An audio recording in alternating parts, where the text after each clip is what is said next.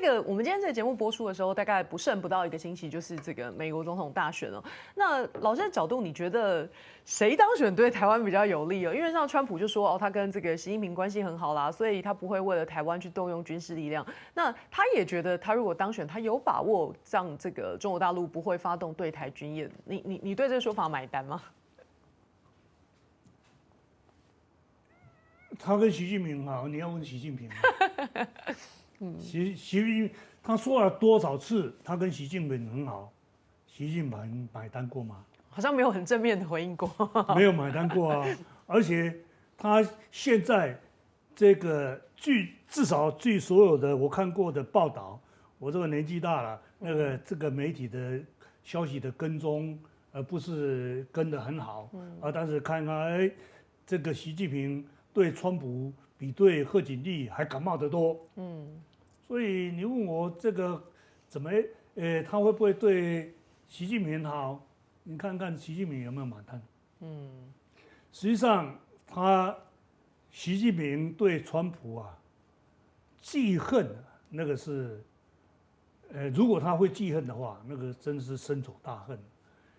中美经贸大战就是川普掀起来，而川普的这个经贸大战到了这个拜登的时候，进一步变成科技系统的这个大战，然后变成这个晶片大战，变成 AI 大战，对中国未来的科技业的发展影响巨大无比，这个真是仇大恨深啊！你说这个川普唠了几句，我对他很好，你要习近平买不买单？老师，你对美选的这个有没有一些预测跟想法？就是因为台湾很喜欢这个站在我们自己的角度去看美选嘛，那我们总是期待说，不管谁当选，那各自我们对应该说台湾的政治去看美选的角度，只会透过期待谁当选对台湾比较有利，然后变成我们选择去支持谁的这个面向去切。如果是站在这个角度的话，您有自己的偏好跟想法？我是觉得，做一个国民，首先的偏好应当自己的国家，那么对其他人的偏好应当摆在其次。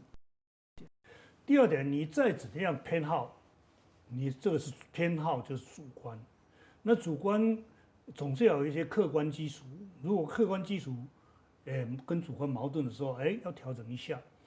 那如果这样讲，回顾起来，我对川普的意见大概是这样：最早的时候他的崛起，那声势开始上升的时候。那我一开始基本上，虽然是美国的主流媒体都痛批他，我说主流媒体再怎么样痛批他，一定打得下去吗？一定打得下去吗？因为这个民粹风潮起来的时候，大家不是那么讲理，那大家会不讲理，这个民粹风潮会起来，一定有社会结构性的因素。那个结构性的因素就是华尔街跟矽谷这一些，还有华盛顿，华盛顿精英，川普叫他们叫做华盛顿沼泽的污泥了。那一些政府的优秀的纵横国际的这些外交官，说你这是沼泽的污泥，川普这样讲。这些人呢，那么在车厢喝辣几十年，真是不得了，创造出来的这个成绩真是吓死人。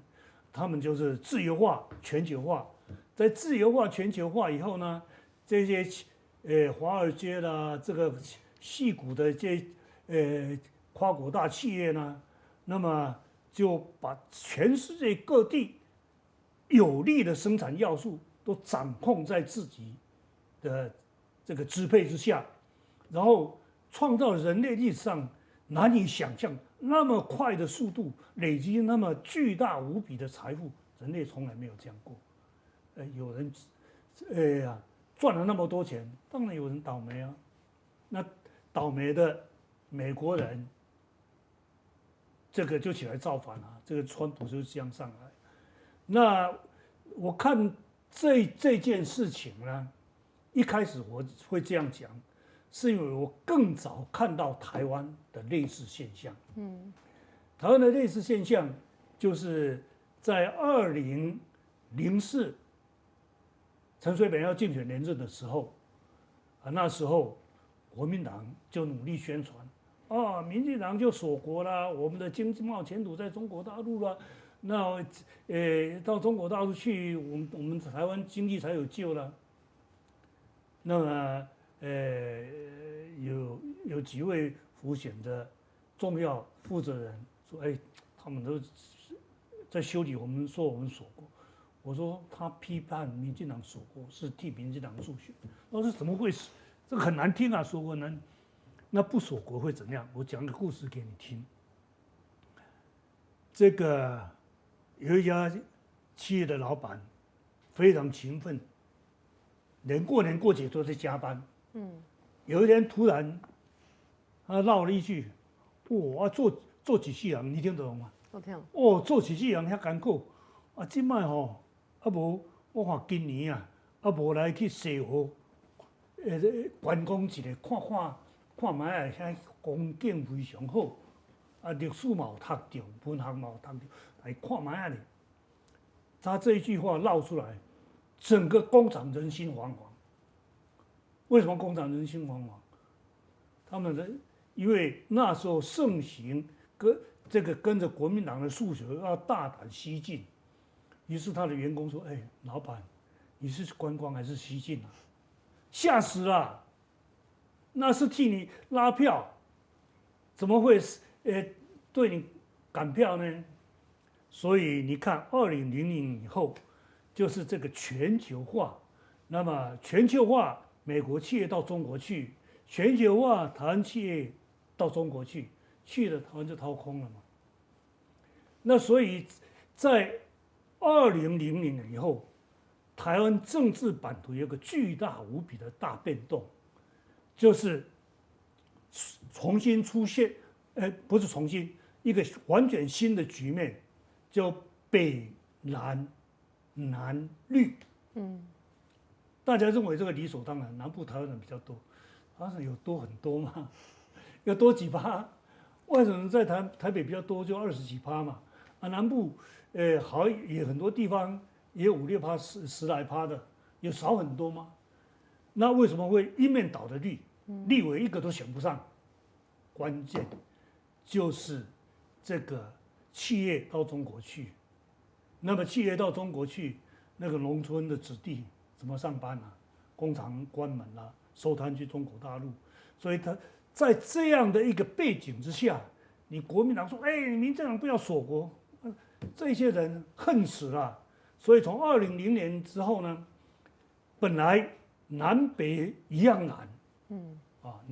你那时候再回想一下，你那时候当记者的时候，你能记得南北在1990年代是一样蓝的，没有说南部比较绿，没有，甚至南部比北部更蓝，因为北部还有这个所谓的台北市议员五虎将，南部哪有这种盛况？没有的。所以本来全台一片蓝，一下子就变成这个在全球化企业听从国民党的话去中国大陆的这些地方受害的农村子弟劳工反弹之下，南部变蓝变绿了。这个跟川普一样，川普不是说铁锈带由蓝翻红吗？铁锈带是什么？就传统工业区，传统工业区企业出走去中国大陆，他们失业了，失业，然后我看民主党都很支持全球化，好，川普反全球化支持，所以川普这出戏，台湾早差不多10年已经演出来了，而且演出来我就看到这一点，我说这个现象，所以川普一出来吆喝，我说这个很容易理解，就是台湾版，台湾的全球化造成的这个政党版图的变动，川普是 copy 了台湾版，他不晓得他 copy 了，但是结果就是 copy 了，就翻盘了。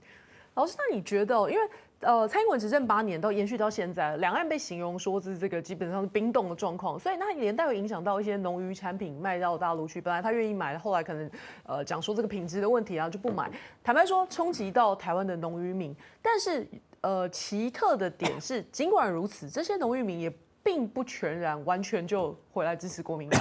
你觉得这个原因就是你刚刚说的这个，早在10几年前，因为西进被掏空的农渔村，那个感受会延续到现在吗？导致他甚至愿意原谅说农渔产卖不出去，但是是可以被原谅的。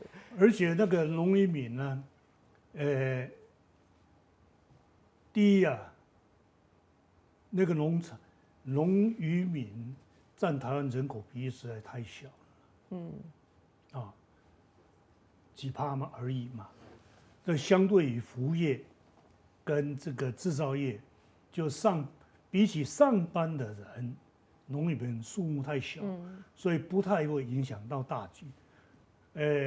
农民最多也不过云林了，大概有38%，最高了。其他像高雄，大家说这个农业区，但是它也是铁锈区，它农业的产值比在高雄是非常低，大概顶多3-4%吧。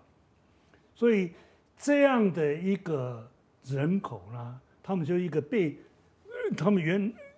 牺牲的一个人口，一群人，但是牺牲到现在人口是很小，所以他们要去影响选举本来就不容易，更何况他的子弟没有工作做，这个比他的农产品卖不出去，来孰重孰轻，我看是很难讲。谢谢老师今天接受我们访问，也感谢大家收看本周的《今天谁来配》，我们下期再见，拜拜。